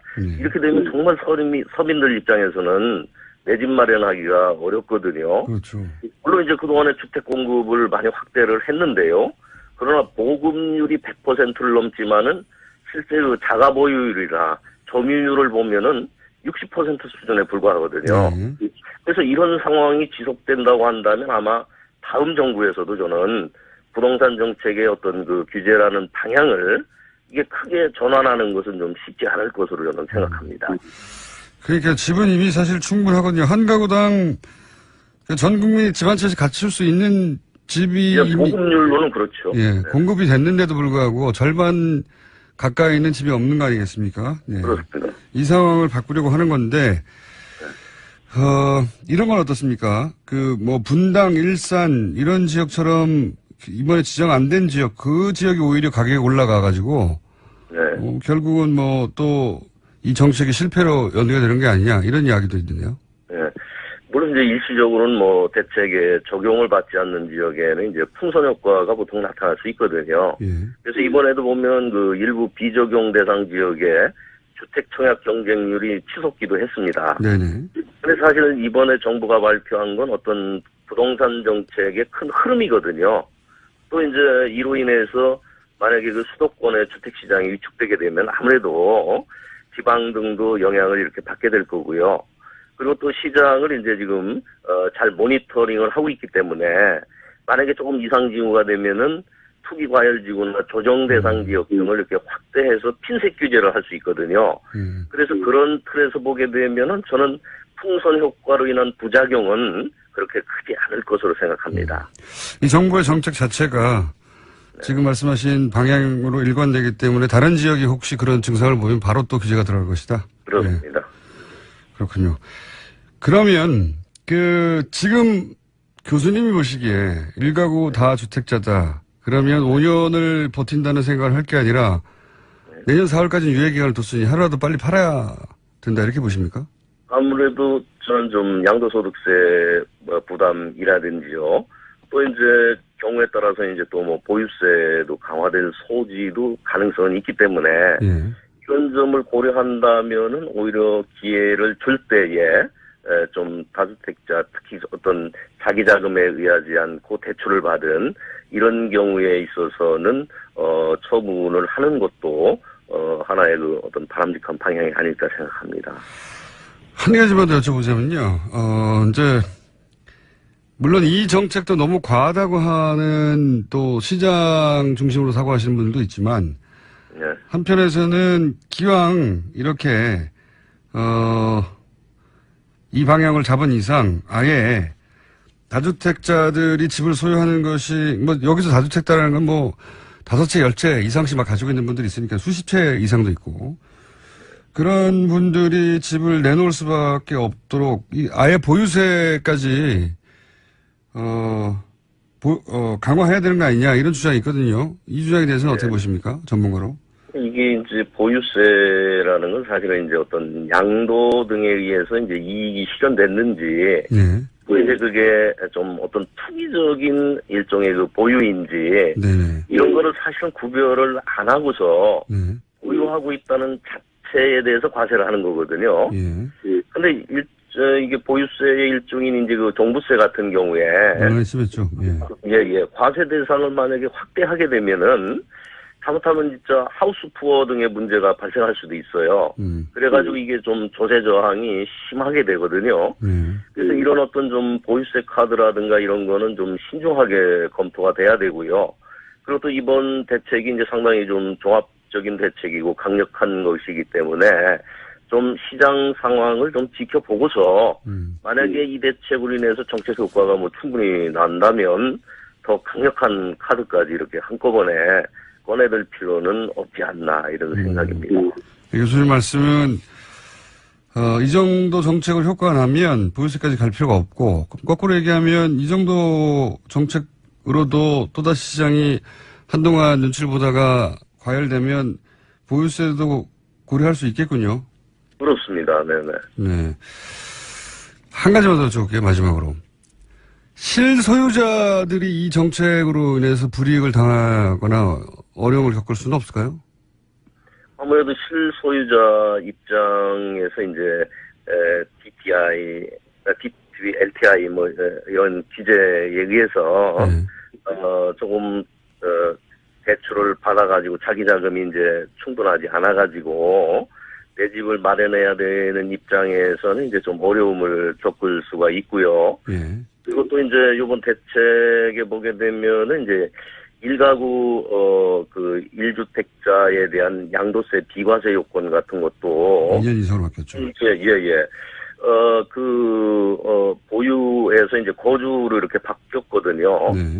이거는 어떻게 보면 좀 요번에 실수요 보호와 단기 투기 수요 억제를 한다라는 이런 그 대책하고 좀 안 맞는 것 같은 이런 생각입니다. 사실 그 보유를 안 하는, 하고 있으면서 거주를 안 하는 게 이제 여러 가지 사유가 있는 거거든요. 그렇죠. 한 가지 사유만은 아니죠. 건강, 뭐 자녀 교육 문제 이제 이런 여러 가지가 있는 건데 이걸 갑자기 이렇게 보유해서 거주로다가 바꾸게 된다고 한다면 이게, 거기에 해당하는 사람들은 상당히 당황스러운 거고요. 그리고 또 이게 비과세 요건을, 이렇게 바로 그냥 거주를 안 하고 보유만 하면은 양도세를 몇 % 이렇게 하겠다는 게 아니고 아예 그냥 all or nothing 이런 식으로 가게 되는 거는 이거는 조금 저는 문제가 있다고 봅니다. 그렇군요. 정책의 파인 튜닝이 좀 필요하다. 그런 부분은 실수요자를 위해서는. 알겠습니다. 오늘 여기까지 듣고요. 좀 다른 이야기들, 실소유자들의 아주 구체적인 이야기는 저희가 한 번 더 시간을 마련해 보겠습니다. 전체 정책을 오늘 좀 훑어봤습니다. 오늘 말씀 감사합니다. 네. 지금까지 한국공인중개사협회 고문역임한 송실사이버대 부동산학과의 김학환 교수였습니다. 노예 공감병. 의혹을 처음으로 밝힌 군인권센터가 어제 추가 폭로를 했습니다. 군인권센터 임태훈 소장님 전화 연결해 보겠습니다. 안녕하세요, 소장님.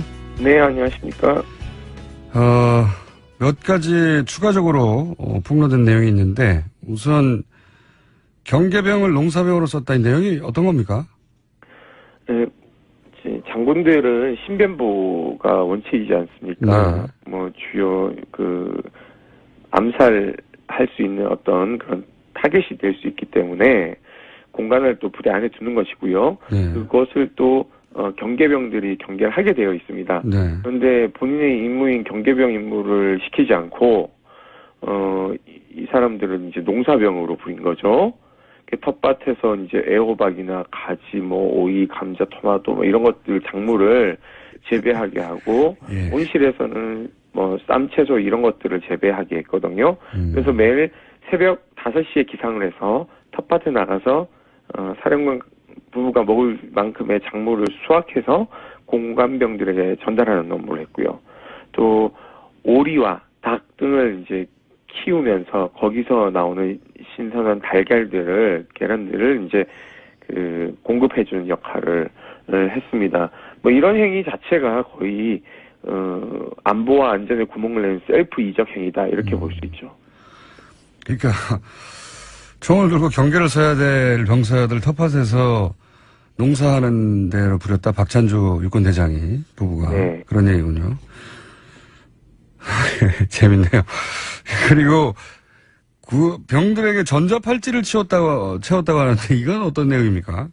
전자팔찌가 이렇게 이제 공간 자체가 좀 넓으니까요. 네. 2층 또 양호로 되어 있고 그러니까 자기들이 소리질러 부르는 게 귀찮으니까 이제 우리 식당에 가면 이렇게 테이블 위에 있는 벨 있지 않습니까? 그걸 이제 누르면 손목에 진동하고 소리가 나는 겁니다. 공관병 손목에 채워서. 그러니까 그거는 이제 어디 벽에 붙여놓는 게 아니라 이제 수시로 이렇게 들고 다니는 거죠. 들고 다니면서. 그래서 한 번 누르면 조리병이 가고 2번 누르면은 공관병이 가고 3번 누르면 운전병이 가고 이런 식입니다. 가면은 이제 물 떠와라. 가면은 뭐 가져와라. 이런 식이죠. 거의 하인 취급한 거죠. 무슨 긴급한 상황이 아니라 물 떠와라 이런 잔심부름을 시키려고 모든 병들에게 팔찌를 채웠다고요? 예, 그 중에서 이제 막내한테 채우기도 하고 이랬는데요. 이 문제는 이 전자팔찌에 대해서 본인들이 감사받을 때 정문공보참모를 통해서 부인을 하는 입장을 기자들에게 배포했습니다. 그런 적이 없다. 본인들은 손님들 세 번 왔을 때 3번 착용하게 했고, 손님들 있는 데서 이렇게 부르기가 좀, 예의에 어긋나는 것 같아서, 그렇게 이제 했다라고 이렇게 거짓 주장을 하고 있는데요. 그 거짓 주장을 본 7군단 시절 공관병이 이제 너무 화가 나서 저희들한테 그 다음날 제보를 한 것입니다. 이 전자팔찌는 7군단 시절부터 처음 본인이 착용했다라는 이렇게 증언이 있었고요. 그래서 이런 증거인멸 우려 시도에도 불구하고 이렇게 강제 수사가 이루어지지 않고 있습니다. 그렇군요. 사병들은 공적인 병사가 아니라 이제 사적인 노예처럼 부린 건데, 그런데 이제 이런 폭로에도 불구하고 오늘 사실 인터뷰의 핵심 내용은 이건데요.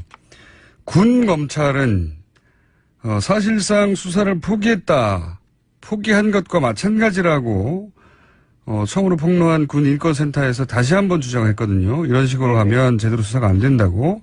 네네. 그런 말씀을 하신 이유가 뭔가요? 첫째, 이 사건이 발생했을 때 많은 국민들은 범죄인 것 같은데 왜 감사를 하지라는 의문이 들었을 겁니다. 그 감사라는 것은요, 징계를 하기 위한 전제 조건입니다. 그런데 징계를 할 수가 없다는 것이 밝혀졌죠.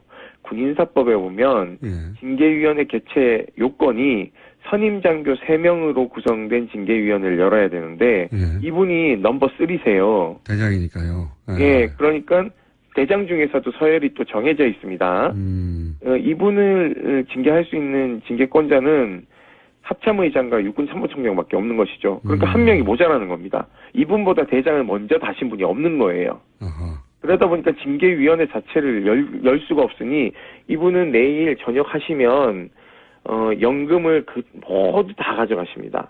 아하. 그러니까 연금이란 건 본인이 내는 게 있고요. 절반이 있고 국가 세금으로 내는 국민이 우리 내는 세금으로 또 구성된 연금이 있어요. 그 절반을 모두 다 가져가시는 거죠. 통상적으로 징계에서 중징계, 예를 들면 파면이 되면 본인이 낸 비용만 가져가게 되어 있습니다. 국민 세금으로 이렇게 보조해준 연금은 박탈당하는 것이죠. 그렇기 때문에 사실상 이제 이 범죄자를 그냥 놔주는 형태가 되는 것이고요. 그러면은 이걸 뻔히 알면서도 왜 도대체 그럼 수사를 진행하지 않았는가라는 의혹이 있는데요. 결국 이런 거 아니겠습니까?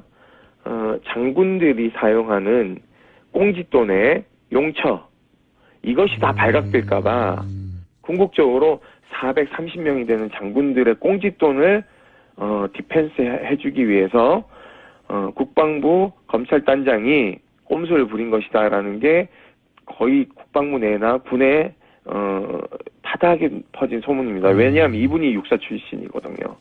육사 50기입니다. 그러니까 자기네들 장군들 보호하기 위해서인 거고, 또 하나는 이분은 윤일병 사망 사건 당시 육군본부 육군의 그 고등검찰부장으로서 윤일병 사망 사건 축소 은폐에 지휘 라인에 있던 사람입니다. 수사 지휘 라인에. 검찰단장이요? 예, 그렇습니다. 당시 국방부 검찰단장. 예, 당시 육군 고등검찰부장이었거든요. 그리고 여러분 뭐 좀 경악한 사건이 하나 더 있는데요. 특전사에서 고문 체험한다고 신발 주머니 뒤집어 씌워서 부사관들 사망하게 한 사건 기억하실 겁니다. 이 사건 같은 경우에도 이 지시를 한 여단장이나 사령관에 대한 형사처벌이 필요한데 이분들은 형사 기소에서 다 제외했습니다. 이권조차 하지 않았던 사람이 이분입니다. 그리고 세 번째, 방산비리. 정말 열받죠. 이 방산비리를 무마하는 데 일조한 우병우가 이 지시한 것들을 다 실행한 사람이 또 이분들입니다. 그러니까 정권은 바뀌었는데 국방부 곳곳에서 이 박근혜 적폐의 세력들이 암약하고 있는 것이죠. 그렇게 보시는 거군요. 근데 이제 국방부는 거기에 대해서 사실이 아니다.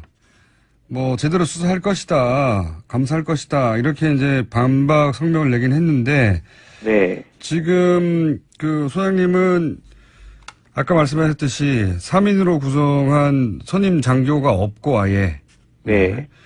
그리고 지금 장군들이 쓰는 어떤 쌈짓돈이 있는데 이게 밝혀질까봐 두려워하고 그 사건이 워낙 커지니까, 게다가 그렇죠. 육사 사실은 뭐 군의 주요 보직들은 육사가 다 차지하고 있죠. 육사 선배인 박사령관에 대해서도 봐주게 할 수밖에 없을 것이다. 이렇게 의심하시는 거잖아요. 네, 뭐 그런 것도 있고요. 네. 어제 뭐 대대적으로 막 30명의 수사관을 파견했다라고 얘기를 하지 않습니까? 네.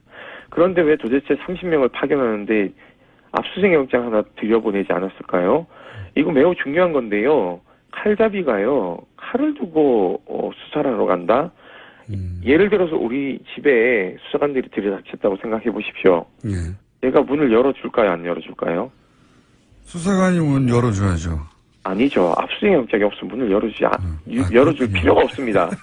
그 맞습니다.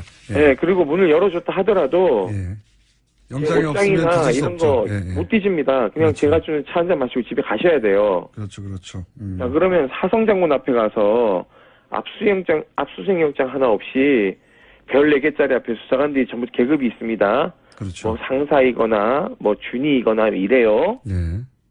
하늘 차이가 나는 계급 앞에서 머리 조아리고 차 한잔 얻어먹고 부대 공간 구경하다 올 일이지 이게 지금 국민 앞에서 쇼하는 거죠. 자, 보십시오. 김영란법 위반 소지가 있는 과도한 선물 세트, 전복, 인삼, 갈비 세트 이런 것들이 마구 들어왔대요. 그렇다고 하죠. 뇌물 성격이 강합니다. 네. 두 번째, 공간에 냉장고가 9대, 10대 이렇게 되는데 이 냉장고는 그냥 우리가 평범한 작은 냉장고도 아니고 영업용 냉장고도 있고요. 이 비용은 도대체 어디서 나왔는지. 아, 거기 공간에 그 대장 부부가 사는데 냉장고 10대였대요? 예, 9대. 저희는 10대로 폭로했는데요. 가서 감사관들이 보니까 9대가 있더라고 얘기를 하더라고요. 두 사람 있는데 9대 영업용 냉장고가 있었다고요? 뭐 김치용 냉장고 2대, 뭐 문짝이 4개 달린 영업용 그리고 가정용 4대, 뭐 냉동고 전용이 1대, 뭐 이렇게 있었대요. 그게 다 이제 선물용으로 받은 것들을 보관했을 것이다 이렇게 추정하시는 거죠? 그게 증언에 따르면 예. 선물용 보관을 다 하다 못해서 창고에서 썩어 나가는 과일들도 많았고요. 그리고 그거를 도저히 감당을 못해서 일주일에 한 번씩 다 공관병의 진술에 따르면 갈아엎었대요. 갈아엎었다는 건 냉장고 너무 안을. 왜냐면 이 두 부부만 먹으니까 아들들은 한 명은 군대가 있고 한 명은 서울에 있으니까 이 두 부부가 음식을 아무리 빨리 먹어도 냉장고 9대 분량을 어떻게 일주일에 다 먹습니까? 그렇죠. 그러면서 공관병은 과일 한 쪽도 안 줬대요. 차라리 버리지 공관병한테는 먹으라고 하질 않았다. 버리면요, 버린 거 기억력은 또 되게 좋대요. 기억력은 되게 좋아서, 예. 갈치 어디 갔냐라고 물어보면 썩어서 버렸습니다. 그러면 찾아와라고 해가지고 그걸 뒤져가지고 찾아오면 너가 먹어. 이런데요. 그런데 멀쩡한 건 안 주고 썩으면 썩어서 버리면 버렸다고 그걸 먹으라고 얘기를 하니 이분들의 심리 상태는 뭔지 도저히 이해할 수가 없습니다. 그렇군요. 근데 그런 행위보다 더 따져야 할 것은 군 검찰이 그거 다 뇌물 아니냐 하나하나 따져봐야 한다. 그렇죠. 통상적으로 이런 일이 발생하면 지휘관들은 이렇게 하죠. 야, 꼭 이건 뭐 압수수색 영장 청구해야 돼 라고 얘기를 하겠죠. 장관님이 그런 얘기를 하셔야 되는데 장관님은 사법처리하자 그러고 있고 검찰단장은 이거 사법처리 대상 아닌데요. 이런 소리나 하고 있습니다. 그래서 지금 이 정도가 밝혀졌는데도 불구하고 제대로 수사나 처벌이 안 되면은 사실은 이거보다 더 약한 경우들은 다 나온다는 얘기죠. 그래서 걱정하시는 거죠. 예. 어떤 분들은 이런 얘기를 하죠. 민간으로 가면 계급장 떼니까 더 세게 수사를 할 수 있지 않느냐 이렇게 얘기를 하는데요. 여기에 함정이 있습니다. 우리가 박근혜 최순실 관계를 밝히기 위해서 특검이 청와대 갔을 때 압수수색이 용이했나요? 못했죠. 이유는 딱 하나입니다. 군사 보안 시설이다. 네. 자, 이 작사도 부대입니다. 네. 군사 보안 시설이에요. 예. 민간 검찰이 압수수색 영장을 가지고 들어가도 집행도 불가능할 뿐더러 우리 법원이 거기는 군사보호 시설이라고 안 내줄 수도 있어요. 그럴 수도 있겠군요. 예. 자, 그러면은 그때부터는 이 증거 확보가 어렵고요. 또 하나, 이미 그때는 인사 발령이 났기 때문에 그곳에 다른 사령관이 입주해 있습니다. 그러면은 이 두 부부가 사용하던 흔적들은 다 사라지겠죠. 없어지게 되는 거예요. 자동적으로 증거 인멸이 되는 겁니다. 그렇기 때문에 군 검찰은 민간 검찰이 이첩 받을 때까지 열심히 강제 수사를 해가지고 증거를 확보해서 넘겨주는 역할을 해야 되는 거죠. 근데 그 역할을 하기 싫은 거죠, 지금. 무슨 얘기인지. 국민들 앞에 쇼하는 거예요. 그래서 지금 연일 주장을 하시고 군 검찰을 제대로 수사하라고 지금 압박을 하시는 거군요. 기억하셔야 됩니다. 구테타를 2번 일으켰고 정권을 여러 번 잡아서 국민들을 도탄에 빠뜨린 사람들의 후예입니다. 여전히 전두환 같은 사람들은 육사 행사 가가지고 사열도 하고 이래요. 세상이 바뀐 게 아닙니다. 알겠습니다. 군이 다 그런 건 아니겠지만 지금 이 사건에 관해서는 지금 말씀하신 정도로 처벌하지 않으면 군의 사실은 이건 대표 케이스일 뿐이겠죠. 군의 만연해 있겠죠. 이런 일들이. 그걸 이렇게까지 밝혀졌는데 처벌하지 못하면 안 된다. 이번 기회에 제대로 처벌을 해야 된다. 이런 말씀이신 거죠. 국방개혁의 한 축인 그 군사 분야도 있겠지만요. 하나의 축은 군인권입니다. 이 두 축은 불가분의 관계로 엮여 있거든요. 한쪽이 무너져 내리면 한쪽도 당연히 무너져 내린다는 인식을 가져야 됩니다. 그래서 저는 문재인 정부의 국방개혁의 군인권 척도가 이 문제로부터 시작된다라고 저희는 판단하고 있고, 그렇기 때문에 이것은 발본에서 뿌리를 뽑아야지만이 건강한 장군들이 나라를 건강하게 지킬 수 있는 법입니다. 알겠습니다. 오늘 말씀 감사하고요. 제 생각에는 소장님하고 앞으로 인터뷰를 몇 번 더 해야 될 것도 같습니다. 저희 인터뷰 네네. 한 번으로 끝날 것 같지 않네요, 사안이. 네네. 알겠습니다. 오늘 여기까지 듣겠습니다. 감사합니다. 네, 감사합니다. 지금까지 군인권센터의 임태훈 소장이었습니다. 불친절한 AS. 오늘은 이상돈 의원님 문자가 많습니다. 시니컬의 끝판왕이시네요. 오늘 인터뷰 좀 인상적이었죠. 굉장히 인상적인 또 단어가 하나 나왔습니다. 영어로 불시시라고. 예. 우리말로 했으면 이제 아마 방송을 못 했을 텐데. 그래서 저희가 방송 끝나고 나서 저희 스태프끼리는 불쉿 이상돈 선생님으로 호를 드렸습니다. 조준희 기자 인터뷰도 반응이 좀 많고요. 안민석 의원이 그렇게 얘기했던 스포트라이트 열심히 봤는데 왜 보라고 하는지 알겠다. 선글라스를 끼고 나왔다. 이런 얘기도 있습니다. 자, 오늘 방송은 게스트들에 대한 반응들이 꽤 많이 왔습니다. 여기까지 하겠습니다. 제가 그 말씀을 안 드렸네요. 군인권센터 소장님 주장에 대해서 국방부의 반론 저희가 봤습니다. 네, 국방부 저희 섭외하면 꼭 응해 주시기 바랍니다. 반론권 보장되어 있습니다. 자, 인문결 소장님, 임상훈 선생님 나오셨습니다. 안녕하십니까? 네, 안녕하십니까? 네. 외신을 다루는 시간입니다. 오늘은 주제가 뭡니까? 네, 몇 가지 좀 중요한 사안 좀 알려드리고 그리고 또 다른 얘기도 해보겠습니다. 우리 이제 언론에서 많이 보도가 됐죠. 유엔에서 북한을 제재하기 위한 유엔 제재안이 통과가 됐습니다. 그래서 지금까지의 어떤 그 북한 제재안보다 이제 제일 강력하다 이렇게 평가가 나오고 있죠. 원유 공급 차단만 제외한 거의 모든 게 들어갔다. 북한의 총 그 수출액의 3분의 1 가량을 통제할 수 있을 정도의 강력한 건데, 그러니까 그동안 제한적으로 허용했던 석탄, 철광석 수출을 전면 차단하기로 했고요. 그다음에 금, 바나듐, 히토류 이런 것들은 이제 금지됐었는데 거기다가 납광석 이런 것까지 추가가 됐고, 수산물 수출도 전면 금지됐고요. 말씀하셨다시피 유류는 지금 빠져 있는데 그거는 아마도 이제 미국과 중국 사이에 마지막 어떤 그 담판의 어떤 결과가 아니었을까.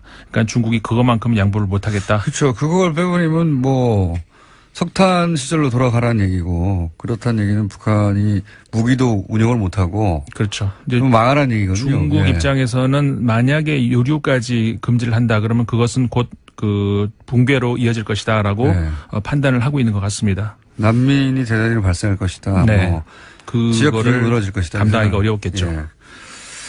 그 소식이 있었고. 그 외신에서도 크게 보도가 됐고요. 네. 그리고 멀리 아프리카로 가보겠습니다. 아프리카요? 네. 간만에. 루안다.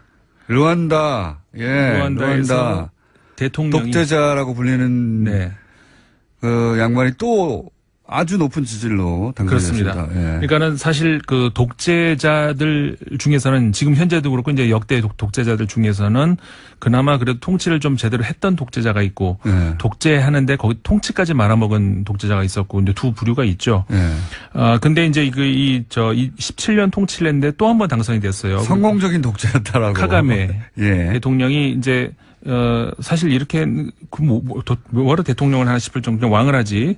근데 어쨌든 간에 다시 이렇게 하게 돼가지고 현재까지 최고로 오래 집권하고 있는 사람 지금 37년째 하고 있는 짐바브웨 대통령인데 거기 그 2위입니다 지금. 그러니까 카가메 대통령이 2위인데. 여기서 이제 독재도 물론 뭐 자신이 다시 출마할 수 있도록 법을 바꾸긴 했지만 어쨌든 선거를 통해서 맞아요. 당선된 거예요. 굉장히 지지가 높고.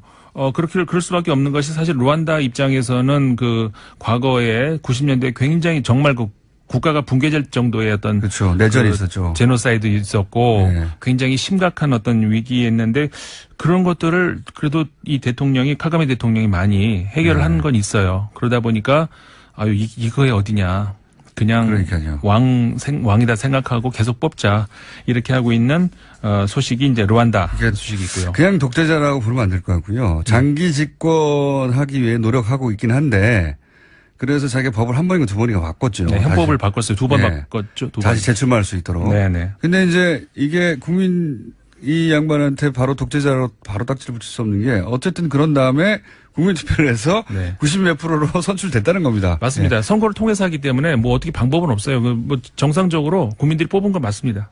우리나라처럼 뭐 체육관에서 자기들끼리 뽑았다든가 그게 아니고 정말로 뽑았는데 선거했는데 뽑혔어요. 그래서 저는 독재자라고 알고 다른 걸 좀 만들어서 붙여야 된다. 뭔지는 모르겠습니다만. 네네. 어쨌든 간에 정식 그 제도 하에서 했으니까 그렇긴 하네요. 헌법 개정도 어쨌든 국민투표 해가지고 개정했단 말이죠. 그렇네요. 네. 선출직 장기 집권자 이 정도로 봐야 되겠습니다. 그러네요. 장기 집권은 확실하고 글쎄 독재자는 좀 그러네요, 진짜. 그렇죠. 보통 예. 독재자라고 우리 언론에서는 바로 독재자라고 붙였던데 예. 저희가 이제 이런 그 분쟁 지역에 관심이 많잖아요. 워낙 외신 빠삭하시니까 네. 국제 소식에. 이 사람은 독재자라고 하기에는 아닌 것 같은데 예. 오래 집권했다고 독재자 또 아프리카는 독재 얘기가 많이 나오니까요. 예. 맞습니다. 예. 정확한 지적이시네요. 초장기 집권자 그리고 다 하여튼 선거를 했습니다. 자 이번에는 남미로 남미야 오늘 남미 조금 많이 하면은 합니다. 네. 어디 얘기할지 아시죠? 모르겠네요. 베네수엘라요? 베네수엘라가 차베스 이후로 지금 마두로 대통령이 들어선 이후 국가가 지금 거의 정말 이 나라도 큰일 났어요. 예. 거의 지금 내전으로 갈 정도로. 자기들끼리 막 장관 자르고 막 난리 났잖아요. 예. 그렇죠. 그러니까 차베스 대통령부터 이제 물론 모든 설명을 해야 이제 이해가 되시겠습니다만은 어쨌든 간에 굉장한 카리스마를 휘둘렀던 대통령이죠. 워낙 예. 그 석유 자원이 풍부하고 싼 값의 석유를 국유화시키면서 국민들 문맹률 낮추고 예. 빈민을 구제하고 이런 건 굉장히 인기가 높게 만든 어떤 그런 정책이었고, 그런데 이제 그런 과정에서 이 석유 관리를 잘못했죠. 예. 국유화하는 과정에서 잘못해가지고 흔들흔들하던 것이 그나마 그 어떤 카리스마로 버텼는데 마두로 대통령으로는 이게 안 됩니다. 그래가지고 급기야는 지금 그 반대 세력하고 거의 내전 상태까지 갈 정도로 사망자 물론 많이 나왔고요. 계속 이어지고 있습니다. 남미의 이 정치 불안의 뿌리를 막 파고 들어가면 어디 한 곳에 항상 미국이 있어요. 그렇죠. 왜냐하면은 이게 정리가 안 되는 이유가 왜 그러냐면은 결국은 지금 말씀하신 것처럼 과거에 70년대, 80년대 일대 그 남미가 미국의 뒷마당. 그렇죠. 그러니까는 뭐라고 할까요? 미국이 하고 싶은 건 여기서 다 했거든요. 그렇게 되면은 이 사람들이 현재 마두로 대통령 같은 경우처럼 실정에 어떤 뭐라고 할까 폭정에 그런데도 왜 국민들이 이걸 지지를 하느냐. 이 답이 거기에 있거든요. 미국이 그러니까 이 사람들의 그 반미 감정이 아주 정말 우리가 상상한 이상이에요. 그렇기 때문에 맞습니다. 반미를 기치로 이렇게 올라서면은 일정한 지지를 받고 있다는 거예요. 남미에서 미국이 이제 과거에 뭐 정유수련이나 또 송유관이나 이권 때문에 정권 좌지우지하고 뒤엎고 하는 경우가 워낙 많았기 때문에 그걸 기억하는 국민들의 반미 정서 혹은 또 정반대로 그 이권을 통해서 먹고 살았던 또 친미 세력 이 갈등이 남미는 거의 모든 국가에 다 뿌리 깊이 박혀 있거든요. 네, 그렇죠. 네. 그래서 그거를 봐야 얘네들이 남미에서 왜 이렇게 난리가 났는지 알 수가 있는데 그건 너무 기니까. 그렇죠. 그 다음 소식은 이거 우리나라 국내 뉴스하고도 많이 지금 우리나라에서 많이 나오죠. 이런 말 들어보셨나요? 과거에 극중주의? 아, 갑자기 또 극중주의로. 예. 네. 처음 나온 말이죠, 이건. 전 세계적으로 최초라고 봅니다. 울트라 센터. 정확하게 얘기하면은 최초는 아닙니다. 그래요? 이게 학문 용어로 분명히 있었어요. 아, 그래요? 네. 어디서 처음 나왔느냐? 난 그래서 설마 했는데 거기서 안철수 전 대표가 프랑스 이야기를 꺼내더라고요. 그러니까 진짜로 프랑스에서 인용을 했구나라고 좀 확인을 했습니다만 이게 프랑스에서 나온 말이거든요. 나오긴 나온 말이군요. 예. 극중주의 그러니까는 익스트림 센터. 그러니까 이제 극중이. 그러니까 보통 우리 익스트림 하면은 양쪽 끝을 얘기하잖아요. 오른쪽 그렇죠. 끝이든 왼쪽 끝이든. 울트라라고 하기도 하고. 근데 한가운데에 있는데 어떻게 이게 극이냐? 우리 한자어로도 안 맞잖아요. 그렇죠. 개념상으로도 안 맞고. 그렇죠. 근데 이걸 그래서 악시모론이라고 영어의 단어가 있는데 이게 모순어법이라고 수사어법이거든요. 그러니까 말이 안 되는 두 개를 붙여가지고 원래 수사어법에서는 강조하기 위한 것인데 어쨌든 간에 이게 좀 왜 이게 이런 말이 나왔냐면 프랑스에서 처음에 1분 내 설명해 주십시오. 네. 프랑스 혁명 직후에 혁명파와 왕당파하고 극단적인 대립을 하지 않았습니까? 그러니까는 그거를 이쪽도 안 되겠다 싶어가지고 이 가운데에서 그냥 정치인들 다 빠지고 그냥 관료들이 알아서 할게라고 하면서 그 가운데에서 가만히 있는 그러니까는 이념이 없다는 얘기죠. 이념이 없이 그냥 관료들이 정치를 하겠다는 그런 발상에서 나온 그거를 비판하기 위해서 나온 용어가 극중주의라는 용어거든요. 비판하기 위해서. 예, 이게 원래 그러니까 프랑스에서 비판하기 위해서 피에르 세르나라고 하는 학자가 현존하고 있는 학자입니다. 우리나라에도 왔었고요. 그걸 비판하기 위해서 만든 이론이었는데 일종의 비아냥거리는 거예요. 그렇죠. 그런데 이게 아무것도 안 하는 우리나라 와가지고 이게 정책이 된 난 그건 누가 그 프랑스어를 잘못 번역을 해줬을까요? 왜 갑자기 안철수 전 후보가 혹시 이현주 의원이 불문과 출신인데 그런 거 아닐까요? 근데 어쨌든 간에 왜 이런 그 어이없는 그러면 그런 중도 어떤 무언가가 있으면 다른 끝났습니다. 다른 용어를 쓰시지 왜